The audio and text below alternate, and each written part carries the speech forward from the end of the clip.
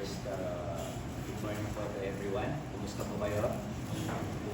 And I see, I hope everyone's well. And kita naman po, bakas naman po sa mga mukha natin that we are all doing fine despite yung mga challenges in life. I'm sure na we have this positive outlook in life because we have Christ sa ating dito. First, we're almost a month has already passed since the midterm elections, and by God's grace, we have again been given the opportunity to serve and of course lead the city of San Fernando. And we owe it all to God. All glory for the Lord. This is for the glory of God.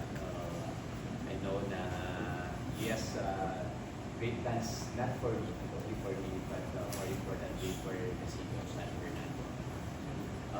First, as I thank the Lord, I would also like to take this opportunity to thank each and every one of you for extending us your trust and support in the past elections, and most importantly, for giving us your prayers, for praying for me, for my team, for our team, and most importantly, for the city of San Fernando. Sabi ko po, the last time that we had this breakfast meeting, I asked you to pray for the electorate. I requested that we all pray for each and every one of us that we'll be able to choose the right leaders for the city of San Fernando. First,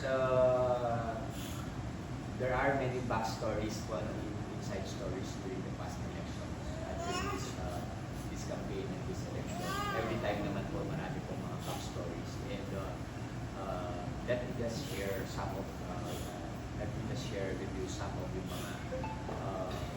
mga thoughts and insights ko ng past elections.